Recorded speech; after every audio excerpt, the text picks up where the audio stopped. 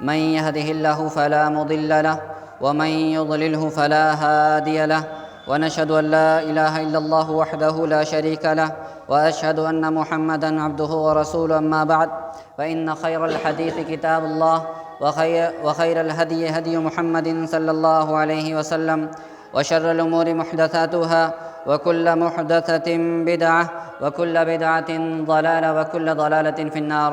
أعوذ بالله من الشيطان الرجيم. بسم الله الرحمن الرحيم. يا أيها الناس اتقوا ربكم الذي خلقكم من نفس واحدة وخلق منها زوجها وبث منهما رجالا كثيرا ونساء واتقوا الله الذي تساءلون به والأرحام إن الله كان عليكم رقيبا.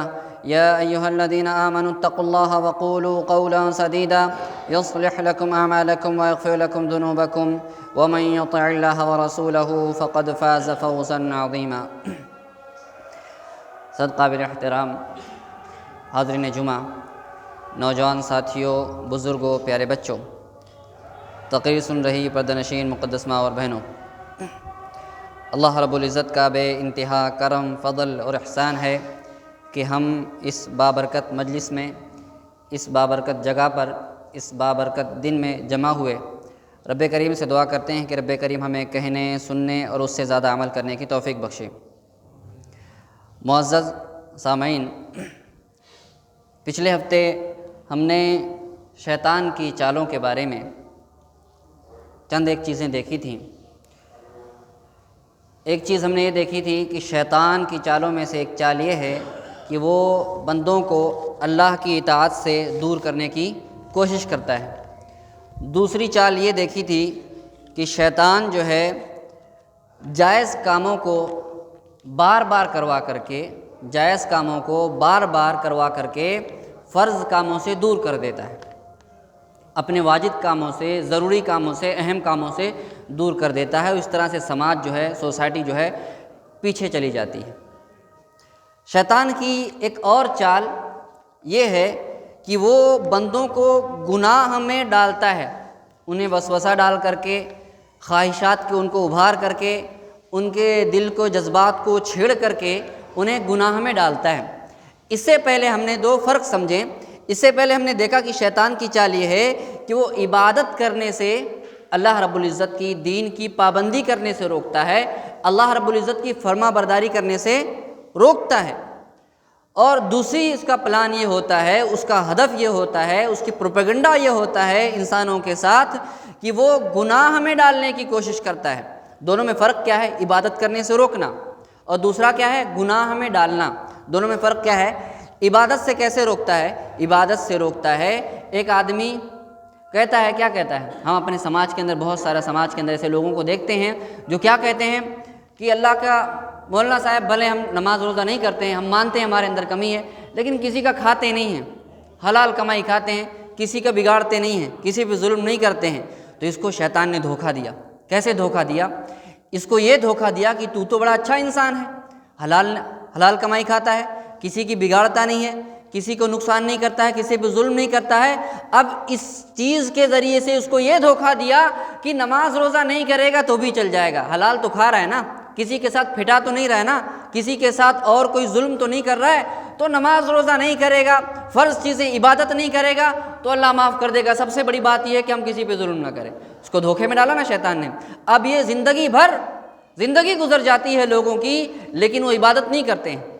لوگوں کی بھائی نماز پڑھو، ایسے لوگ بھی ملے سننے کو کہ کہا گیا کہ نماز کیوں نہیں پڑھتے؟ بولے بھائی نماز وہ لوگ پڑھے جنہوں نے ظلم کیا ہے، ہم نے کس کا کیا نقصان کیا ہے کہ ہم جا کر کے توبہ استغفار کریں. تو ہم نے عبادت کا مقصد ہی بھول گئے کہ اللہ نے ہم کو دنیا کے اندر سجدے کرنے کے لیے پیدا کیا، اپنی عبادت کرنے کے لیے پیدا کیا، ذکر و اذکار کرنے کے لیے پیدا کیا. اور اللہ نے اگر اللہ رب العزت نے ہمیں اس لیے پیدا کیا تاکہ ہم اس زمین کو اس کی عبادت سے بھر دیں، لیکن شیطان نے کیا دھوکہ دیا کہ تم یار اچھے آدمی ہو، کسی پہ ظلم نہیں کرتے ہو، حلال کمائی کھاتے ہو، تو عبادت بات کی چیزیں ہیں. تو یہ شیطان نے دھوکہ دیا. تو عبادت سے نماز نہ پڑھنا یہ گناہ ہے، نماز نہ پڑھنا یہ گناہ ہے. اور اس سے بڑا گناہ کیا ہے کہ آدمی گناہ کے کام میں پڑ جائے، یہ اس سے بڑا گناہ ہے. فرق سمجھیں، نماز نہ پڑھنا، فرض چیزوں کو ادا نہ کرنا یہ گناہ ہے، لیکن اس سے بھی بڑا آدمی یہ ہے، اس سے بھی بڑا گناہ یہ ہے کہ آدمی کو جو وقت ملا ہے اس وقت کو گناہ کے اندر لگا رہا ہے، تو یہ اس سے بڑا گناہ ہے۔ تو شیطان کی چال یہ ہے کہ گناہ میں بندوں کو ڈالتا ہے۔ اللہ کے نبی صلی اللہ علیہ وسلم نے فرمایا وَلَٰكِن سَتَكُونُ لَهُ طَاعَةٌ فِي بَعْضِ مَا تَحْقِرُونَ مِنْ أَعْمَالِكُمْ۔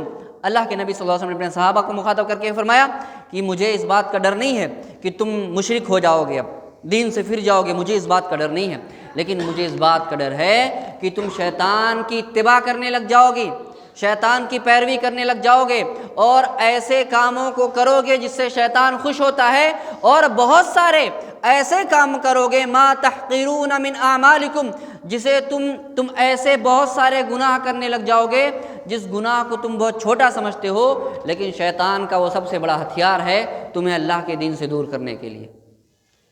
تو ہمارے سماج کے اندر بہت ساری ایسی چیزیں ہیں جسے ہم بہت چھوٹا سمجھ کر کرتے ہیں، غیبت ہے، غیبت ہے، چغلی ہے، اور بھی بہت طرح کے گناہ ہیں جو ہم معمولی سمجھ کر کے کرتے ہیں، لیکن یہ شیطان کا بہت بڑا ہتھ کنڈا ہے اللہ کے دین سے دور کرنے کے لیے، سماج کے اندر فتنہ برپا کرنے کے لیے، بھائی بھائی میں دشمنی پیدا کرنے کے لیے، بہت بڑا ہتھ کنڈا ہے یہ۔ تو گناہ میں ڈالتا ہے شیطان۔ اللہ کے نبی صلی اللہ علیہ وسلم فرمایا مجھے اس بات کا، ایک دوسری حدیث کے اندر فرمایا مجھے اس بات کا ڈر نہیں ہے کہ تم شرک کے اندر شرک کرو گے، میرے جانے کے بعد شرک کرو گے، لیکن مجھے جس چیز کا ڈر ہے کیا، وَلَٰكِن فِي التَّحْرِيشِ بَيْنَكُمْ، شیطان تمہیں شرک میں نہیں ڈال سکتا۔ صحابہ کو کہہ رہے ہیں کہ شیطان تمہیں شرک میں نہیں ڈال سکتا، مجھے اس بات کا ڈر نہیں ہے، لیکن مجھے جس چیز کا تمہارے بیچ میں ڈر ہے کیا، وَلَٰكِن فِي التَّحْرِيشِ بَيْنَكُمْ، تمہیں آپس میں ایک دوسرے کے خلاف بھڑکا کر کے، یعنی توحید پرستوں کے بیچ میں، سلفیوں کے بیچ میں، جن کے عقیدے صحیح ہوں گے ان کے بیچ میں شیطان کا سب سے کامیاب ہتھیار، سب سے پاورفل ہتھیار یہ ہوگا کہ انہیں یہ آپس میں لڑائے گا، ایک دوسرے کے خلاف بدگمان کرے گا، ایک دوسرے کے خلاف فتنہ کرنے کے لیے ابھائے گا، اور اس چیز میں یہ لوگ مسلمان اس کی اتباع کریں گے، پیروی کریں گے۔ یہ اللہ کے نبی کس کو کہہ رہے ہیں؟ صحابہ کو کہہ رہے ہیں کہ تم شرک نہیں کر سکتے، لیکن تمہارے بیچ میں اختلاف ہوگا، اور صحابہ کے بیچ میں اختلاف ہوا فتنوں کی وجہ سے، فتنوں کی وجہ سے، ایسے چغل خوروں کی وجہ سے، فتنے پھیلانے والوں کی وجہ سے، ادھر کی بات ادھر پھیلانے کی وجہ سے، لوگوں کے بیچ میں چغلی غیبت پھیلانے کی وجہ سے، لوگوں کے بیچ میں دو منہ لے کر کے پھرنے والوں کی وجہ سے، اس کے پاس جاتا ہے تو ایک منہ لے کر کے جاتا ہے، دوسرے کے پاس جاتا ہے تو دوسرا منہ لے کر کے جاتا ہے، ایسے لوگوں کی وجہ سے سماج کے اندر فتنہ ہوتا ہے۔ صحابہ کے زمانے میں فتنہ ہوا ایسے لوگوں کی وجہ سے، صحابہ بہت سارے شہید ہو گئے ان فتنوں کی وجہ سے۔ تو شیطان کا دوسرا ہتھ کنڈا یہ ہوتا ہے کہ آپس میں مسلمانوں کو ایک دوسرے کے خلاف بھڑکاتا ہے، ایک دوسرے کے خلاف۔ حالانکہ اتحاد اتنی بڑی دولت ہے، اللہ کے نبی صلی اللہ علیہ وسلم فرماتے ہیں نماز ہم مؤخر نہیں کر سکتے، جہاد میں بھی ہم نماز وقت سے لیٹ نہیں کر سکتے۔ آج ہم نے سمجھا ہی نہیں دین کو۔ جہاد جیسے مارکے میں، آپ جہاد کرنے کس لیے جاتا ہے آدمی؟ جہاد کرنے اس لیے جاتا ہے کہ اللہ کا کلمہ بلند ہو، لیکن وہاں بھی نماز معاف نہیں ہے۔ نماز کا وقت ہو، آدھے لوگ نماز پڑھیں گے، پیچھے لے کر کھڑے رہیں گے سب بندی حفاظت کرنے کے لیے، آدھے لوگ نماز پڑھیں گے، وہاں نماز معاف نہیں ہے۔ کہا کہ 2 رکعت پڑھ لو نماز جہاد کے موقع پہ، لیکن نماز معاف نہیں ہوگی۔ ہم کون سا جہاد کریں؟ گھر بیٹھے ہوئے ہیں، ٹائم ہے، ریان ہے، وہاں جا کر کے کہتے ہیں بزی ہیں، وہاں تک ہم نماز نہیں پڑھتے۔ جہاد کے موقع پر نماز معاف نہیں، لیکن ایک ایسا عمل ہے جس موقع پہ اللہ کے نبی صلی اللہ علیہ وسلم نے کہا کہ اگر وہ کام ہوتا ہو تو تم نماز لیٹ کر سکتے ہو۔ کون؟ 2 بھائیوں کے بیچ میں صلح کروانا، یعنی نماز کو مؤخر کیا جا سکتا ہے، 2 بھائیوں کے بیچ میں صلح کروانا۔ یعنی اللہ رب العزت نے یہ کہا کہ وقت کی قربانی دے دو اپنے 2 بھائیوں کے بیچ میں صلح کروانے کے لیے، لیکن وہ آدمی کتنا بدبخت ہے جو 2 بھائیوں کو لڑانے کے لیے اپنی نمازیں گواتا ہے، 2 بھائیوں کو لڑانے کے لیے آپس میں فتنہ، اس کی بات ادھر پہنچاتا ہے اور غلط باتیں پہنچاتا ہے۔ اللہ کے نبی صلی اللہ علیہ وسلم فرماتے ہیں کہ جھوٹ، اگر 2 بھائیوں کے بیچ میں صلح ہوتی ہو تو جھوٹ بول دو، وہاں پر جھوٹ بولنا جائز ہے 2 بھائیوں کے بیچ میں صلح کروانے کے لیے۔ کیسے بولو گے جھوٹ اس موقع پہ کہ یار تم اس کے بارے میں ایسا سمجھتے ہو، اس کو تو میں اچھا سمجھتا ہوں، وہ تو تمہارے بارے میں بڑی اچھی باتیں کر رہا تھا، آپ یہ جھوٹ بول سکتے ہو 2 بھائیوں کے بیچ میں صلح کروانے کے لیے؟ تو کہا نماز وہاں پہ لیٹ کی جا سکتی ہے۔ آپ دیکھیں اللہ کے نبی اللہ رب العزت نے قرآن کریم کے اندر فرمایا هو الذی ایدک بنصرہ وبالمؤمنین والف بین قلوبہم لو انفقت جمیعا ما فی الارض ما الفت بین قلوبہم، کہ وہی اللہ ہی کی ذات ہے جس نے اپنی مدد سے تیری مدد کی اور مومنوں کے بیچ میں پیار محبت الفت ڈال دی۔ اگر تو زمین کے سارے خزانے لٹا دیتا تو یہ مومن آپس میں بھائی بھائی نہیں بن سکتے تھے۔ پتہ کیا چلا؟ پتہ یہ چلا کہ روپے پیسے یہ مومنوں کے بیچ میں الفت و محبت نہیں پیدا کر سکتے۔ کوئی یہ سوچے کہ میں کسی کی دل کی محبت پیسے سے خرید لوں گا، نہیں ہو سکتا۔ کوئی یہ سوچے کہ میں پولیٹیکل پاور سے لوگوں کی محبت خرید لوں گا، نہیں ہو سکتا ہے۔ کوئی یہ سوچے کہ میں اپنے روب و دبدبے کے ذریعے سے لوگوں کی دلوں کی محبت کو خرید لوں اور ان کے آپس میں ایک جوڑ دوں، نہیں ہو سکتا۔ یہ اللہ کی طرف سے نعمت ہے کہ مومنین آپس میں بھائی بھائی بن جائیں، یہ اللہ ہی کی طرف سے ہوتی ہے۔ لیکن اس محبت کو جو ختم کرنے کی کوشش کرے وہ کتنا بڑا انسان اللہ رب العزت کی بارگاہ میں کتنا بڑا مجرم انسان ہے۔ تو شیطان کی ایک چال ہوتی ہے کہ وَلَٰكِن فِي التَّحْرِيشِ بَيْنَكُمْ، تمہارے بیچ میں آپس میں ایک دوسرے کو بھڑکا کر کے کیا کرتا ہے؟ دشمنیاں ڈالتا ہے، اصل مقصد سے تمہیں بہکانے کی کوشش کرتا ہے۔ آج ہم سماج کے اندر دیکھیں، کہیں لڑائی جھگڑا ہے مال و مسلمانوں کے بیچ میں پراپرٹی اور جائیداد کو لے کر کے جھگڑا ہے، کہیں برادری کو لے کر کے جھگڑا ہے، کہیں شہرت و جاہ کو لے کر کے جھگڑا ہے، کہیں نام و نسب کو لے کر کے جھگڑا ہے۔ لیکن آپ دیکھیں، ایک یوسف بن تاشفین اللہ کے نبی صلی اللہ علیہ وسلم کی زندگی میں ہمارے لیے بہترین نمونہ ہے، صحابہ مہاجرین کی زندگی میں ہمارے لیے بہترین نمونہ ہے۔ لیکن میں تھوڑا ہٹ کر کے ایک یوسف بن تاشفین کے آپ ان کی زندگی پہ غور کریں تو آپ کو بہترین نمونہ ملے گا۔ آپ دیکھیں، اسپین کا نام ہم سب نے سنا ہے، اسپین اندلس کو، جہاں پہ مسلمانوں نے 800 سال حکومت کی۔ شروع کے 300 سال جب حکومت کی وہاں پر 300 سال شاندار انداز میں چلتے رہے۔ اسپین کی حکومتیں ایسی تھیں کہ دنیا بھر کے لوگ وہاں ٹور کرنے جایا کرتے تھے، زیارت کرنا جایا۔ کہتے ہیں کہ قرطبہ کے اندر، قرطبہ کی گلیوں کو اسپین کے بادشاہوں نے، مسلم بادشاہوں نے ایسا سجایا تھا کہ رات کو یہاں سے لے قرطبہ شہر سے لے کے 10 کلومیٹر گاؤں کے باہر تک رات کو لالٹین جلا کرتی تھی، رات بھر جلا کرتی تھی، اور کتنا 1000 لیٹر زیتون کا تیل جلایا کرتا تھا مسافروں کی آسانی کے لیے۔ آج مسلمانوں کی حالت دیکھیں، یعنی جو سوشل لائف ہوتی ہے اس کے بارے میں تمیز ہی نہیں، اور یہ سب دینے والے، اسٹریٹ لائٹ کا خیال دینے والے کہ سڑکوں پہ درخت لگانا چاہیے، سڑکوں پہ لائٹ لگانا چاہیے، یہ خیال اور سوچ دینے والے مسلم بادشاہ تھے۔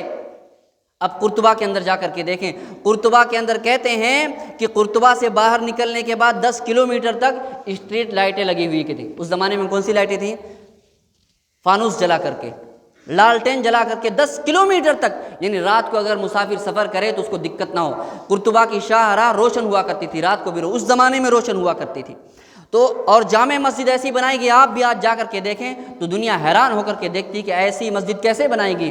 1200 سال پہلے، 1000 سال پہلے کیسے بنائے گی؟ پل بنائے گئے، اتنے شاندار پل بنائے گئے کہ آج بھی گاڑیاں چلتی ہیں، ٹوٹا نہیں، اس کے اندر کوئی مرمت کی ضرورت نہیں پڑی۔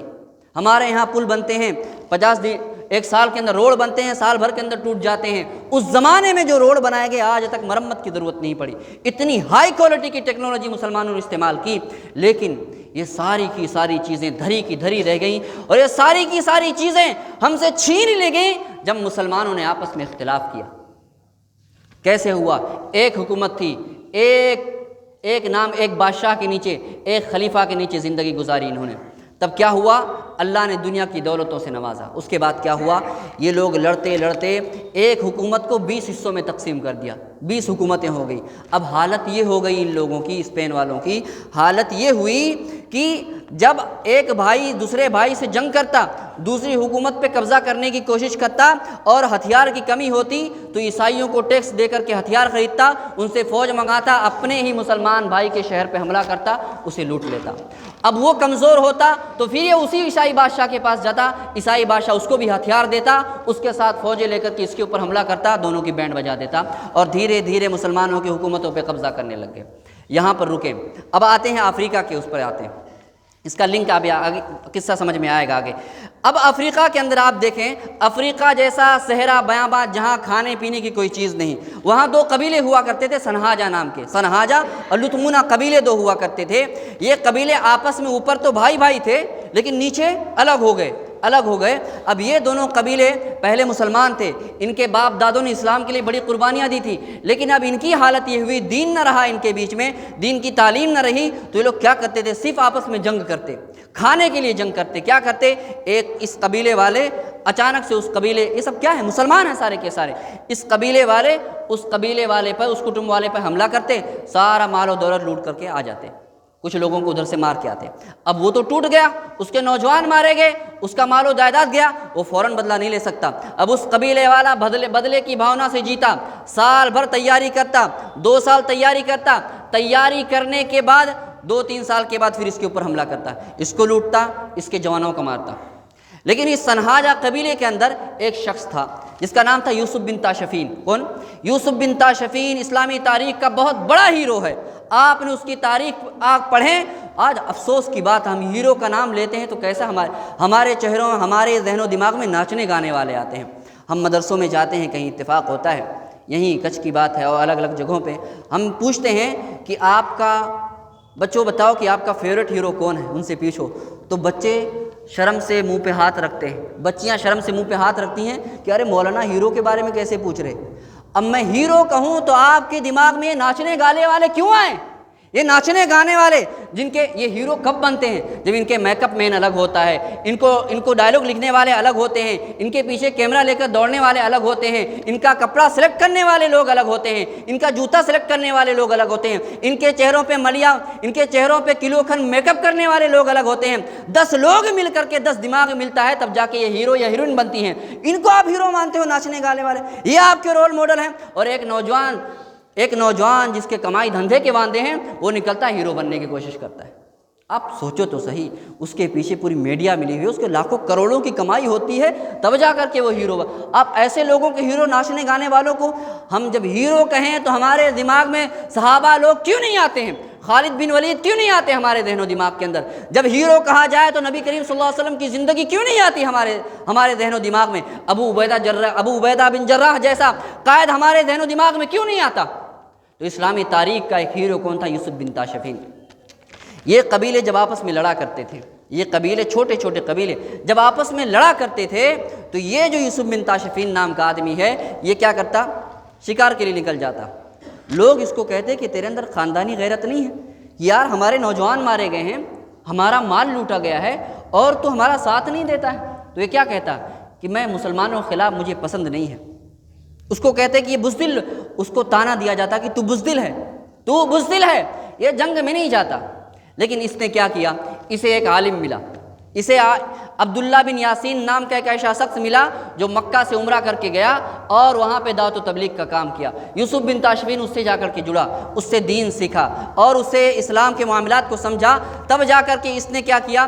کہا کہ اس آپسی لڑائی جھگڑے کو ختم کرو، یہ جو لڑائی جھگڑا ہو رہا ختم کرو۔ اس نے اپنی حکمت سے، اپنے تدبر سے، دینی علم کی مدد سے دونوں قبیلوں کو ایک کیا۔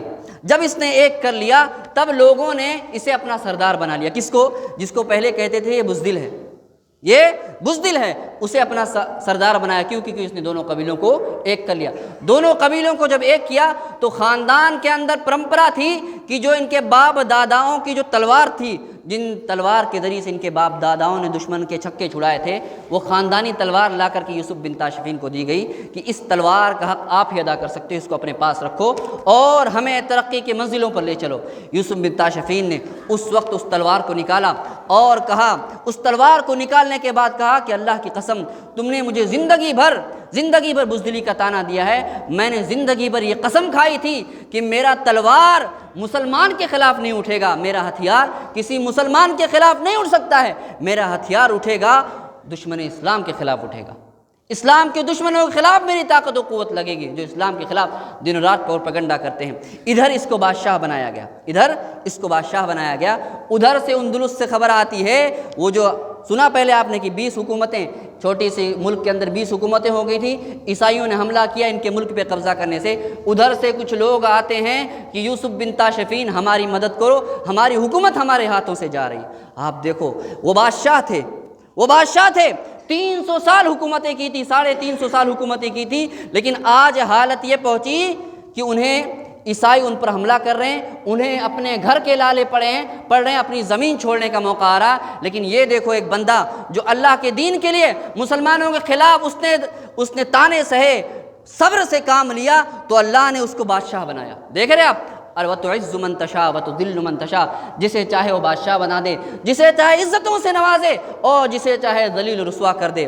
وَتِلْكَ الْأَيَّامُ نُدَاوِلُهَا بَيْنَ النَّاسِ، یہ تو اللہ کے ایام ہیں، یہ ایام ہمارے اور آپ کے نہیں ہیں، یہ اللہ کے ایام ہیں، جسے آج چاہے عزتوں سے نواز دے اور کل کو اسے ذلیل و رسوا کر دے۔ وہ یوسف بن تاشفین، جسے لوگ تانا دیا کرتے تھے، کہتے تھے بزدل ہے، تو ہمارے خاندان و قبیلے کے لیے نہیں لڑتا ہے، لیکن اسے بادشاہ بنایا گیا، اور اس بادشاہ کے پاس اس بادشاہ سے فریاد آتی ہے کہ آج ہماری مدد کو آؤ، ہمیں ہمارے ملکوں سے لوٹ نکالا جا رہا ہے۔ یہ یوسف بن تاشفین اپنے 12,000 لشکر کو سمندر پار لے کر کے جاتا ہے، وہاں عیسائیوں کے لشکروں سے ان کے ملک میں جا کر کے لڑتا ہے، 60,000 لشکر کو ہراتا ہے، اور کہتا ہے اللہ کی قسم میں نے اسی دن کے لیے اپنی تلوار کو خون سے پاک رکھا تھا، اس تلوار سے کسی کی سب سے پہلے گردن کٹے گی تو اللہ کے دشمنوں کو کٹے گی۔ تو ایام ایسے نہیں آتے، لوگوں صبر کرنا پڑتا ہے، لوگوں کو جوڑنا چاہتے ہو بہت کچھ صبر کرنا پڑتا ہے۔ لوگوں کے پاس جہالتیں ہیں، جہالت کی مار ہے اور دین سے دوری ہے، یہ شیطان کے وسوسے ہیں جنہوں نے گمراہ کر کے لوگوں کو رکھا ہے، آپس میں بھڑکا کر کے رکھا ہے۔ اگر آپ اصلاح کا کام کرنا چاہتے ہو، سماج کے اندر سدھارنا چاہتے ہو، تو آپ کو سب سے زیادہ مشکلیں آپ کی راہ میں آنی ہیں، آپ کی راہ میں سب سے زیادہ مشکلیں آنی ہیں۔ اور جسے چنتا نہیں وہ تو ڈیلی کھا پی کے سو جاتا ہے، اس کو کیا چنتا ہے؟ چنتا تو وہ کرتا ہے، پتلا تو وہ ہوتا ہے سوچ کر کہ جسے سماج کی اصلاح کی چنتا ہو، جو سماج کے اندر سدھارنا چاہتا ہو، مسلمانوں کو ایک پلیٹ فارم پہ لانا چاہتا ہو، مسلمانوں کو عزت دار شہری بنانا چاہتا ہو، مسلمانوں کو دنیا کے اندر عزت سے جینا سکھانا چاہتا ہو، تو وَلَٰكِن فِي التَّحْرِيشِ بَيْنَكُمْ، شیطان کی چالوں میں سے ایک چال یہ ہے کہ وہ آپس میں مسلمانوں کو بھڑکانے کی کوشش کرتا ہے۔ اور ہمارے لیے یوسف بن تاشفین کی زندگی کے اندر بہترین اسوہ اور نمونہ ہے کہ اگر ہم اپنے سماج کے اندر اصلاح چاہتے ہیں اور اپنے آپ کو ان فتنوں سے دور رکھنا چاہتے ہیں۔ شیطان کی تیسری چال جو ہے، یعنی شیطان آپ دیکھیں کہاں تک پہنچتا ہے، جب شیطان آپ کے دل پہ قبضہ نہیں کر پاتا، یعنی آپ اس کی بات نہیں مانتے کہ نہیں مجھے گناہ کے کام نہیں کرنا ہے، مجھے نمازیں پڑھنی ہے کچھ بھی ہو جائے، تو شیطان کتنا خطرناک دشمن ہے آپ کا۔ دیکھیں کہ شیطان جسمانی تکلیفیں بھی دیتا ہے، شیطان جسمانی تکلیفیں بھی دیتا ہے۔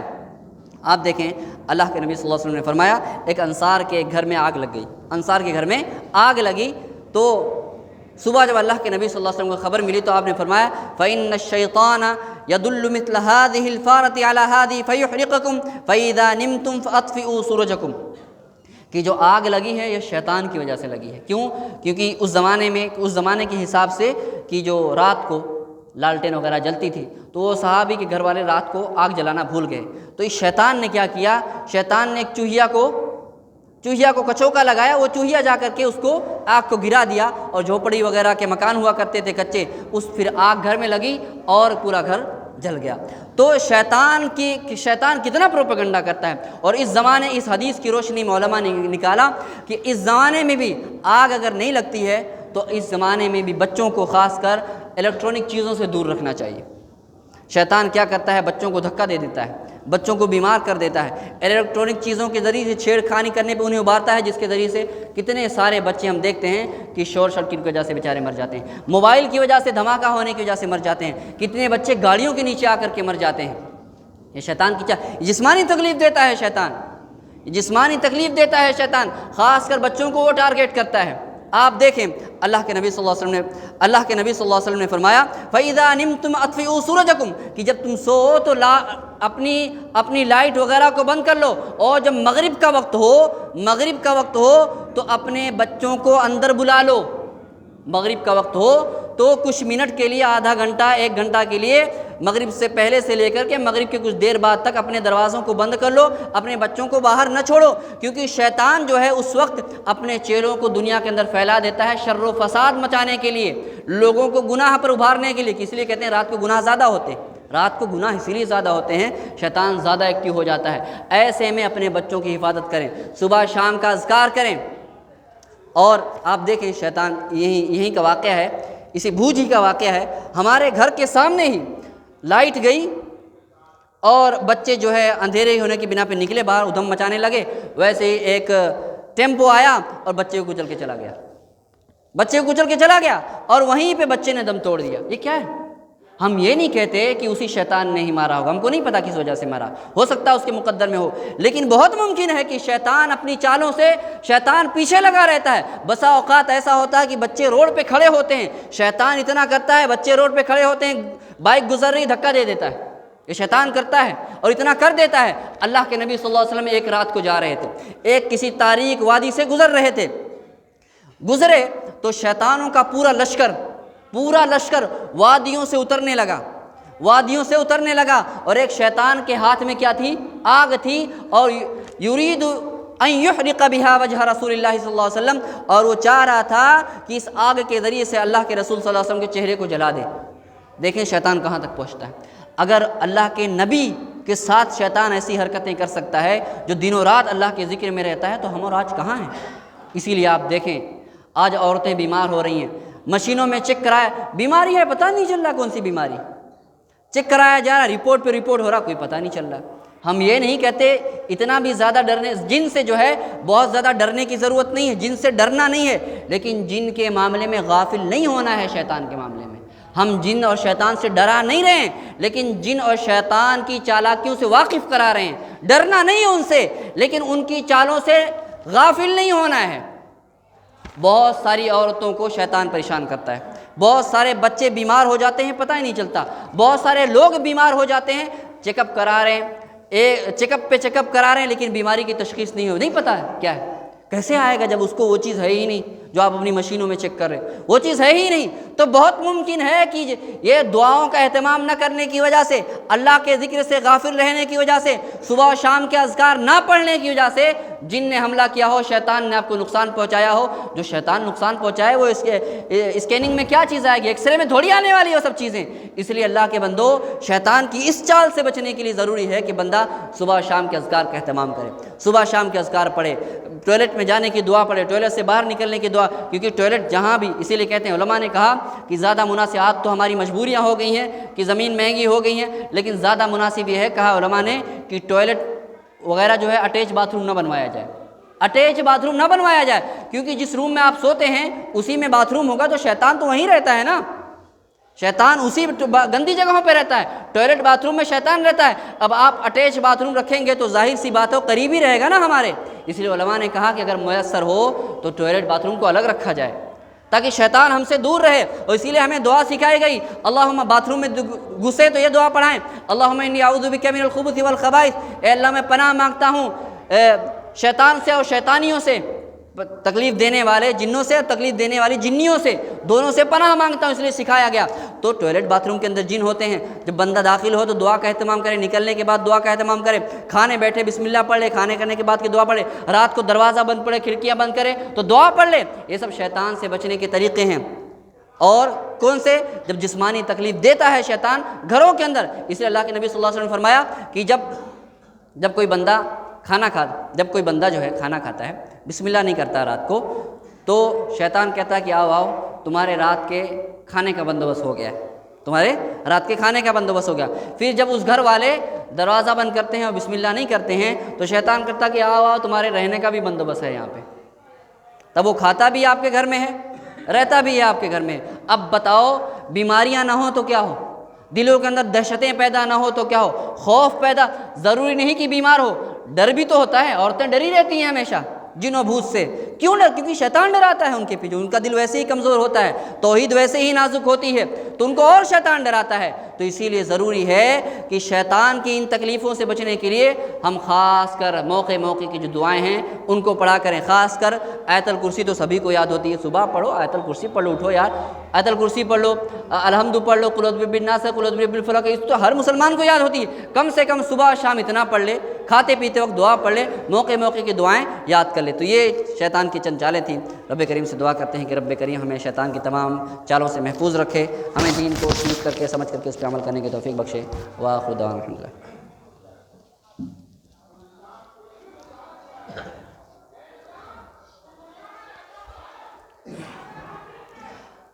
الحمد للہ الحمد لله نحمده ونستعينه ونستغفره ونعوذ بالله من شرور أنفسنا ومن سيئات أعمالنا من يهده الله فلا مضل له ومن يضلله فلا هادي له ونشهد أن لا إله إلا الله وحده لا شريك له وأشهد أن محمدا عبده ورسوله أما بعد إن الله وملائكته يصلون على النبي يا أيها الذين آمنوا صلوا عليه وسلموا تسليما اللهم صل على محمد وعلى آل محمد كما صليت على إبراهيم وعلى آل إبراهيم إنك حميد مجيد اللهم بارك على محمد وعلى آل محمد كما باركت على إبراهيم وعلى آل إبراهيم إنك حميد مجيد أقيموا الصلاة.